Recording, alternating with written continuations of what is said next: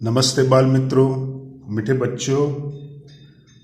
Silver bells Mansarovar Palanpur school के online education programme में आपका दिल से स्वागत है। मीठे बच्चों, आज हम standard 8 subject Hindi chapter number 2 जिसका नाम है कच्छ की सैर। क्या नाम है? कच्छ की सैर। और लेखक का नाम है हरेश धोलकिया।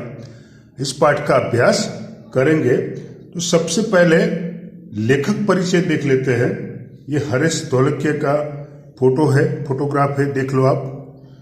कच्छ निवासी हरेश धोलकिया अध्यापक थे मतलब टीचर थे।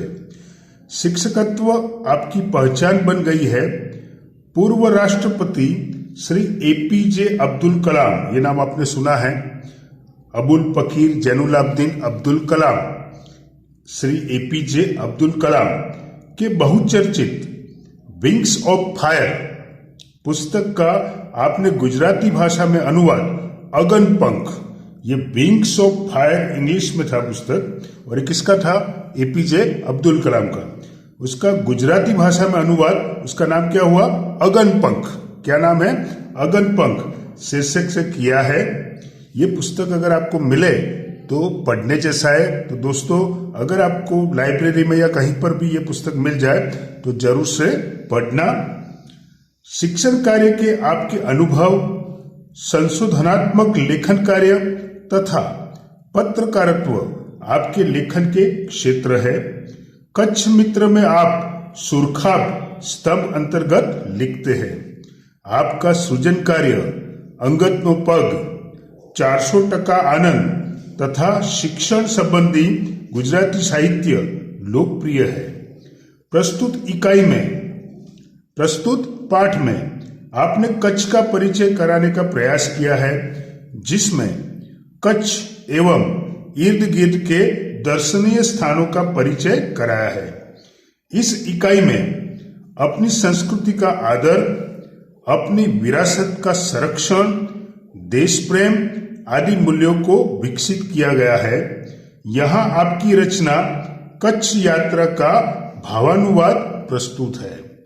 तो हरेश धोलकिया जी ने कच्छ की सैर ये इकाई लिखी है।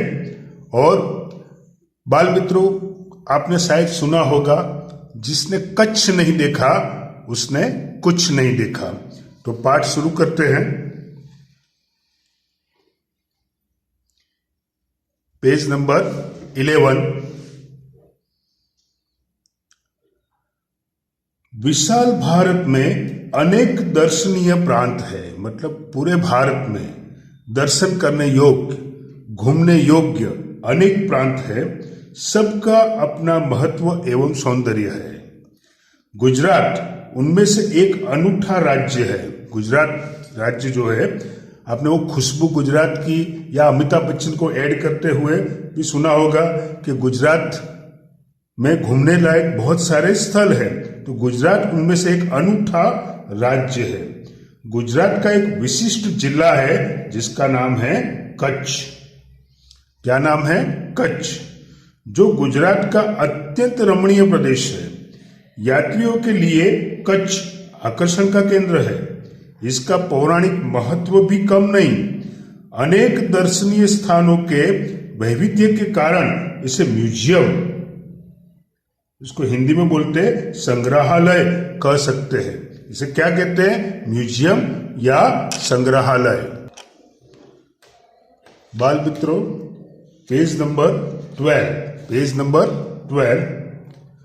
कच्छ में प्रवेश करते ही हमें रेगिस्तान के 2 भाग देखने को मिलते हैं।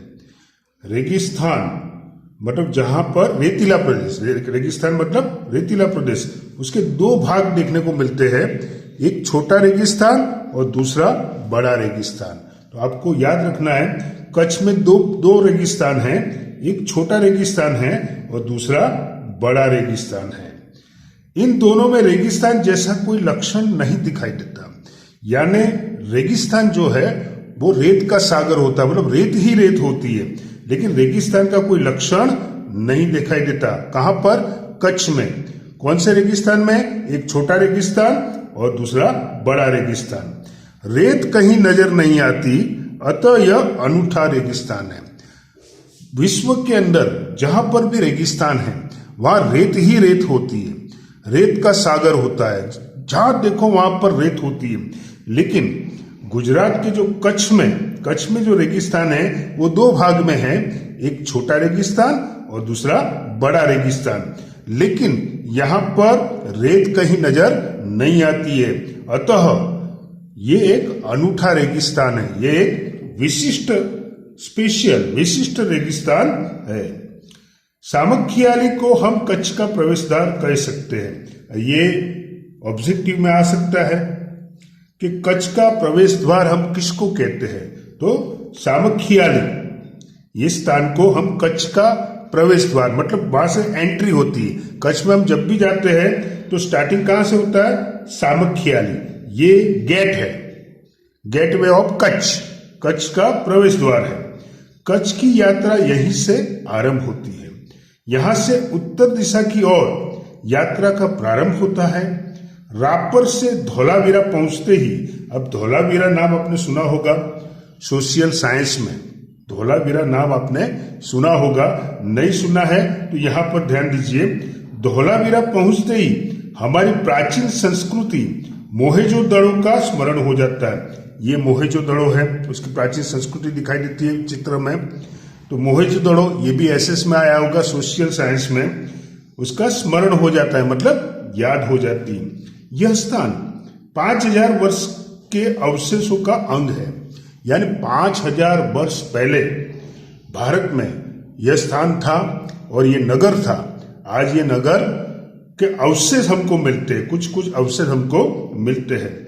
इस प्राचीन नगरी के दर्शन से ही हम चकित रह जाते हैं, मतलब उसके दर्शन करने से ही हम आश्चर्यचकित हो जाते हैं। हमें प्राचीनता में आधुनिकता के दर्शन होते हैं, मतलब वहां पर जो मकान है, स्नानागृह है, सभागृह है, उसको अगर हम देखते हैं तो वो है तो प्राचीन, 5000 वर्ष पुराने हैं। लेकिन आज की तारीख में जो हम बांधकाम करते हैं या कुछ भी बनाते हैं, कुछ भी सर्जन करते हैं, ऐसे सर्जन की जो बेस है, जो बुनियाद है, वो हमें मोहेंजोदड़ो में देखने को मिलती है। विद्यार्थी मित्रों, सामखियाली से पश्चिम की यात्रा करते भचाऊ नजर आता है। भचाऊ का नाम शायद आपने सुना होगा और आप में से बहुत सारे कच्छ की यात्रा भी की होगी। तो भचाऊ जो बड़ा गांव है, जैसे नगर, यानी ये है तो गांव लेकिन नगर जैसा गांव है। कौन सा? भचाऊ। इसको हम क्या बोलते हैं? गांव। भचाऊ गांव है लेकिन कैसा है? नगर जैसा गांव है। वहां से गांधीधाम औद्योगिक कारखानों का शहर है। यहाँ सिंधी प्रजा पाकिस्तान से आकर स्थायी हुई है। मतलब वहां से भचाऊ से आगे चलते हैं तो गांधीधाम आता है, उसका भी नाम आपने सुना होगा। औद्योगिक कारखानों का ये शहर है और जो सिंधी प्रजा है वो पाकिस्तान से आकर स्थायी हुई। मतलब भारत पाकिस्तान के जब अलग अलग भारत पाकिस्तान हुए थे तब सिंधी प्रजा पाकिस्तान को छोड़कर भारत में आई थी, और भारत में भी कहां पर? गांधीधाम में। गांधीधाम आदिपुर तथा गोपालपुरी उद्योगों के कारण विकसित हुए दिखाई देते हैं। गांधीधाम, आदिपुर और गोपालपुरी, ये तीन जो नगर है वो किसके कारण डेवलप हुए हैं? इंडस्ट्री के कारण, उद्योगों के कारण। आदिपुर में गांधी स्मृति तथा पास ही कंडला बंदरगाह का बड़ा महत्व है। आदिपुर में गांधी स्मृति और पास में ही कंडला बंदरगाह है, इसका नाम भी आपने सुना होगा, कंडला बंदरगाह। कंडला का विकास यहाँ की प्रजा के लिए महत्वपूर्ण है। ये जो कंडला पोर्ट है वो इंटरनेशनल लेवल पर विकसित है, तो कंडला का विकास यहाँ की प्रजा के लिए महत्वपूर्ण है। कंडला से दक्षिण की ओर भद्रेश्वर अति प्राचीन जैन यात्रा धाम है। कंडला से अगर हम दक्षिण की ओर जाते हैं तो वहां पर भद्रेश्वर नाम का स्थान है, वो जैन यात्रा धाम है, मतलब जैन लोगों का यात्रा धाम है। संगमरमर से बना 2500 वर्ष पुराना जिनालय भूकंप में खंडित हुआ। आपको पता है 2001 में भूकंप आया था, अर्थक्वेक, धरतीकंप जिसको कहते हैं, भूकंप कहते हैं। उसके पुनः निर्माण का कार्य जोरों से चल रहा है, मतलब उसको फिर से वापस पहले से भी अच्छा बनाने का कार्य चल रहा है। इससे आधुनिकता का स्पर्श मिला है। मुंद्रा शहर तहसील का मुख्यालय भी है। एक मुंद्रा भी पोर्ट है, जैसे कंडला है वैसे मुंद्रा, वो तहसील मुख्यालय भी यहाँ पर है। यहाँ अनेक उद्योगों के कारण विकास की दिशा खुली है। समुद्र के किनारे बंदरगाह विकसित हुआ है। यहाँ कुछ प्राचीन इमारतें हैं। समुद्र के किनारे तटीय यात्रा करते हुए हम मांडवी पहुंचे। मांडवी, वहां पर भी बीच है, बराबर, और समंदर है। मांडवी आप गए होंगे, बराबर। मांडवी अति सुंदर बंदरगाह है। मांडवी जो समंदर किनारे हम घूमते हैं या समंदर में स्नान करते हैं, बहुत रमणीय स्थान है और सुंदर स्थान है जिसका नाम है मांडवी। बड़ा प्राचीन नगर है। यह शहर राजा के महल, पवन चक्कियों तथा समुद्र तट के कारण अधिक दर्शनीय बना है। मांडवी में क्या है? सुंदर बंदरगाह है, ये बड़ा प्राचीन नगर है, यहाँ राजा के महल है, पवन चक्किया है और समुद्र तट के कारण अधिक दर्शनीय बना है। यहाँ VRTI ग्राम्य संस्था है। 72 जिनालय है। 72 मतलब 72, 72 जिनालय है। पास ही बिदड़ा गांव में अंतरराष्ट्रीय अस्पताल है। पास में एक गांव है जिसका नाम है बिदड़ा, वहां पर क्या है? इंटरनेशनल हॉस्पिटल, अंतरराष्ट्रीय अस्पताल है। मांडवी से आगे चलते डुमरा, कोठीरा, सुगरी और जखो महत्वपूर्ण गांव है। मांडवी से अगर हम आगे चलते हैं तो डुमरा, कोठीरा, सुगरी, जखो महत्वपूर्ण गांव है। जैनों का प्राधान्य यही नजर आता है, मतलब ज्यादातर पब्लिक कौन सी है? जैन। नलिया शहर तहसील का केंद्र है। अब एक दूसरे शहर का नाम है जिसका नाम है नलिया। यहाँ वायुसेना का मुख्य अड्डा है, एयरफोर्स। एयरफोर्स का मुख्य अड्डा कहां पर है? नलिया शहर में। विद्यार्थी मित्रों, पेज नंबर 13 नलिया से 1 घंटे की यात्रा करने के बाद नारायण सरोवर, ये नाम आप याद रखना, नारायण सरोवर। अगर आप घूमने भी जाओ, कच्छ में घूमने जाओ, तो इस पाठ में जो जो घूमने लायक स्थान है वो नोट करके जाना और सब जगह आप घूमना। तो नारायण सरोवर अति प्राचीन पौराणिक धार्मिक स्थान आता है। इस स्थान को रामायण काल का माना जाता है। ये जो नारायण सरोवर है वो कौन से काल का माना जाता है? रामायण काल का माना जाता है। वहां कोटेश्वर नामक दर्शनीय मंदिर है जहां से रावण गुजरा था। अब रावण का नाम आपने सुना है, तो कोटेश्वर नामक दर्शनीय मंदिर है जहां से रावण गुजरा था, मतलब वहां से निकला था। यह पूरे भारत का प्राचीन स्थान माना जाता है। सूर्योदय और सूर्यास्त दर्शन यहाँ का बड़ा आकर्षण है। नारायण सरोवर जो है वहां पर सनराइजिंग और सनसेट, सूर्योदय और सूर्यास्त, उसका दर्शन करना बड़ा आकर्षण है। नारायण सरोवर से आगे की यात्रा में लखपत आता है। क्या आता है? लखपत, जो अति प्राचीन स्थल है। गुरु नानक की चरण रज से पावन इस भूमि पर गुरुद्वारा है। अब देखो, गुरु नानक जो है, आपने उनका नाम सुना होगा, बहुत बड़े संत थे। गुरु नानक की चरण रज से पावन इस भूमि पर गुरुद्वारा है। जो सिख जहां पर प्रार्थना करते हैं उसको क्या कहते हैं? गुरुद्वारा। एक समय का समृद्ध शहर आज जीर्णावस्था में होते हुए भी दर्शनीय है। मतलब आज थोड़ा टूटी फूटी हालत में है, लेकिन आज भी उसका वो दर्शनीय है। यहाँ एक किला है, उसके बगल में पानंग खनिज संपत्ति के लिए प्रसिद्ध है। तो पानंद्रो, ये जो है इसका नाम आपको याद रखना है, खनिज संपत्ति के लिए प्रसिद्ध है। साथ ही विद्युत निर्माण का यह केंद्र है। यानी पानक घ्रो जो है वो खनिज संपत्ति के लिए भी प्रसिद्ध है और विद्युत निर्माण का यह केंद्र है, मतलब वहां पर इलेक्ट्रिसिटी का निर्माण होता है। लखपत से मध्य कच्छ की ओर बढ़ने पर हाजीपीर मुसलमानों के लिए श्रद्धा का केंद्र आता है, मतलब मुसलमानों के लिए भी हाजीपीर एक ऐसा स्थान है जो जहां पर उनकी श्रद्धा का केंद्र माना जाता है। यहाँ पीर की मजार है। रेगिस्तान की झांकी यहां से होती है। रास्ते में माता का मढ़, ये नाम आपने खास सुना होगा, माता का मढ़, ये बहुत बड़ा धार्मिक स्थल है। यहाँ पर लोग पदयात्रा भी करते हैं। तो माता का मढ़ नामक धार्मिक स्थान है जहां नवरात्रि के पर्व पर लोग पदयात्रा करते हुए श्रद्धा भाव से दर्शनार्थ आते हैं। माता का जो मठ है वहां पर नवरात्रि पर्व पर पदयात्रा करते हुए श्रद्धा भाव से लोग दर्शन करने आते हैं। आगे नखत्राणा प्राकृतिक नजारों का केंद्र बना है। एक दूसरा स्थान है जिसका नाम क्या है, नखत्राणा। वहां पर प्राकृतिक नजारे हैं, मतलब कुदरती सौंदर्य है। रास्ते में चक्ष, पुरेश्वर मंदिर, वांढाय जैसे मनोहारी प्राचीन स्थान है। रास्ते में क्या क्या है, चक्ष, पुरेश्वर मंदिर, वांढाय जैसे मनोहारी प्राचीन स्थान है। अब कच्छ का मुख्य केंद्र भुज आते ही उसके वैभव का परिचय होता है। अब भुज शहर आपने नाम सुना होगा, कच्छ का मुख्य शहर है।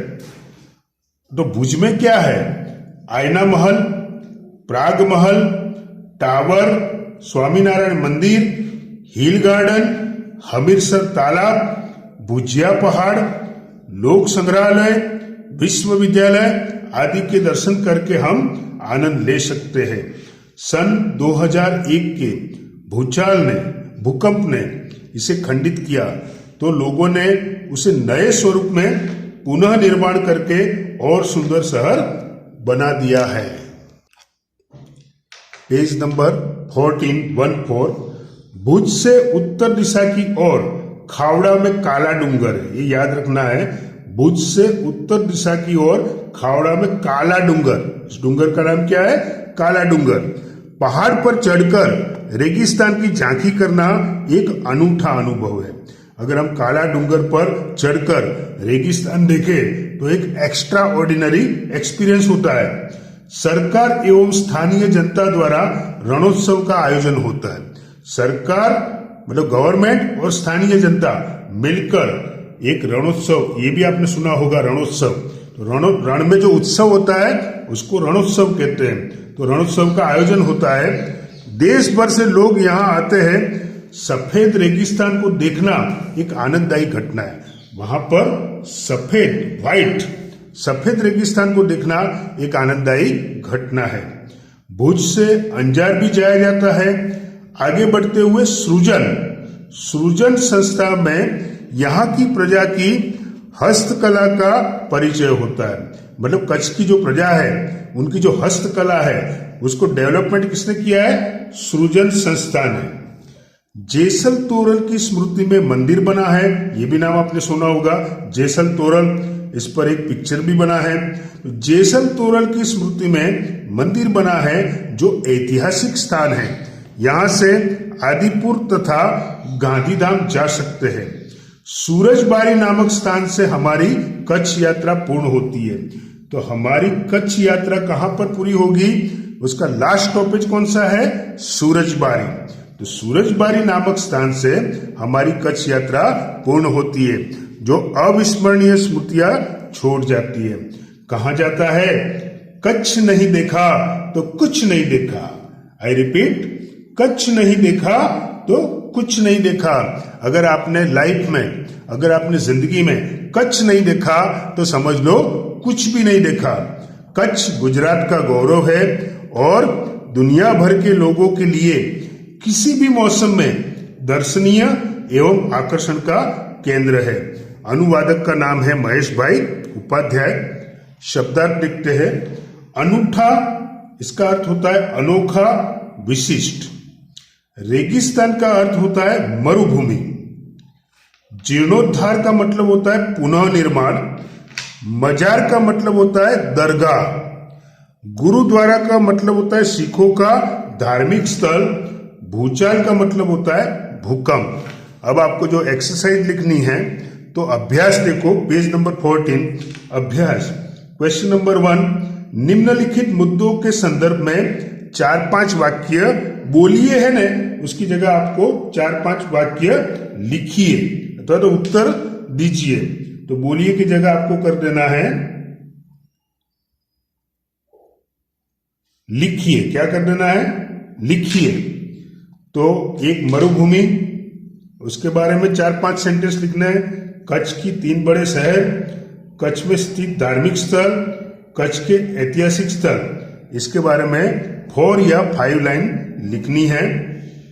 फिर क्वेश्चन नंबर 2 वो आपको नहीं लिखना है, क्वेश्चन नंबर 3 भी नहीं लिखना है। मतलब अभ्यास में, पेज नंबर 14 में अभ्यास में निम्नलिखित मुद्दों के संदर्भ में 4-5 वाक्य बोलिए नहीं, आपको क्या कर देना है? लिखिए। तो उसमें ये जो 4 टॉपिक है उसके बारे में आपको लिखना है। और पेज नंबर 15, पेज नंबर 15 उसमें स्वाध्याय जो दिया है, तो स्वाध्याय में क्वेश्चन नंबर 1 नहीं लिखना है, 2 नहीं लिखना है, 3 नहीं लिखना है, क्वेश्चन नंबर 4 लिखना है। ये जो गुजराती में पैराग्राफ दिया है, आपको क्या करना है? उसको हिंदी में अनुवाद करना है। तो दिए गए परिच्छेद का हिंदी में अनुवाद कीजिए, तो आपको उसका ट्रांसलेशन करना है। कौन सी लैंग्वेज में? हिंदी में।